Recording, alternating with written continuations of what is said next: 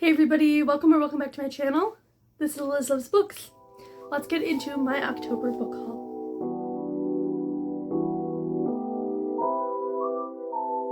So this book haul for October is going to be short and sweet. I didn't purchase too many books this month because I need to get my TBR more under control, and money and life didn't allow me to buy as many books this month as I wanted to.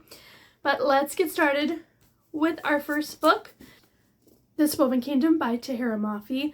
I bought this on a whim when I was down in Naperville, Illinois with a friend for a book signing for Lila Sage, and we went to the bookstore that was hosting the event, and I said if I saw this here I was going to pick it up, and I limited myself to one book and I purchased just this one. And I am really excited about it because this has been getting a lot of hype around BookTube again currently this year, and I am just really excited to jump in because I've just heard so many amazing things. This Woven Kingdom is currently part of a series that is still publishing. The fourth book just came out, and I believe there are 5 books planned in the series. And it currently has a 3.94 average rating on Goodreads. This is a YA fantasy series, which is also why I'm really intrigued to see how good it is, as everyone says, because I think all YA fantasy is good. It's just a matter of like, will this be a little bit different? I'm thinking it will because this was published quite a few years ago, so here's hoping. And this is actually also based on a lot of Persian mythology, which I haven't really read much fantasy books based on that, so I'm excited about that. And on Goodreads it says, clashing empires, forbidden romance, and a long-forgotten queen destined to save her people. Tahereh Mafi's first in an epic romantic series inspired by Persian mythology. Next, I picked up To You at the Altar by Rebecca Thorne.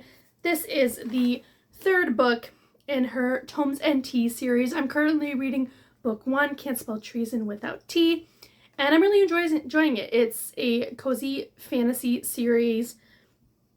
This book currently has 4.25 average rating on Goodreads, which is really high, so that makes me excited. As I said, it's a cozy fantasy. It is also sapphic, follows our 2 main characters, Raina and Kianthi, and just their daily lives. Obviously this one, they are getting married, hence the To You at the Altar title, but I'm excited to continue on in this series and see where our characters get up to. Next, this one was a spur-of-the-moment purchase as well. I was at Walmart and I just stopped at the book section, and this was a Walmart exclusive edition and it was beautiful, so I picked it up. And that is Burning Daylight by Emily McIntyre. It is book 1 in her new romance series. Just whenever you have these kinds of colors, it always gets me. And the spine is really pretty too, and then the back, but then the edges are like the sunset cover, and the words on here says, "Give me my sin again." It is beautiful. And Burning Daylight currently has a 4.21 average rating on Goodreads, and it is a contemporary romance, but it definitely has a lot of Romeo and Juliet reimagining, retelling, because our 2 main characters are named Juliet Calloway, and then Roman Montgomery, so very similar. And from the back it says, some loves are powerful enough to rewrite history, and their families are warring families during this time, and Juliet and Roman are trying to, navigate all of the things that their family says they're not allowed to do together. And I didn't know it was a Romeo and Juliet retelling, and I've never read anything like that, so we'll see if I like it, and if I do, hopefully I can keep an eye out for when book 2 is published with a Walmart exclusive edition sprayed edge.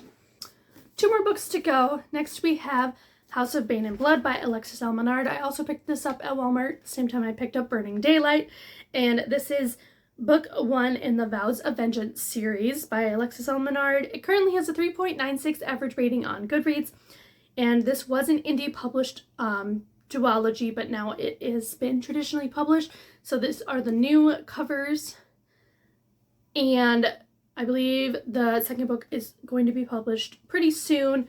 I'm not sure if it's a duology or a trilogy, but either way, I've heard a lot of really amazing things about this one. It was indie pubbed, and everyone was hoping it would be traditionally published, so their wish came true. And this is, I would describe it as a romantasy, but it's a romantasy within kind of modern day, because there's a lot of steampunk elements, mafia elements, and things like that. And the blurb on Goodreads says, after the death of my father, I vowed that if I ever met a member of the Atano family, I'd kill them. Instead, I married one. So, marriage at convenience seems, warring families, kind of similar to the previous book as well, but completely different also. And I kind of love that it just matches my shirt. Picked a good one to wear today. And then lastly, I have Hazelthorn by C.G. Drews. I read an e-arc of this back, I believe, in July. And so I knew I wanted to get a copy of it for myself and for my shelves.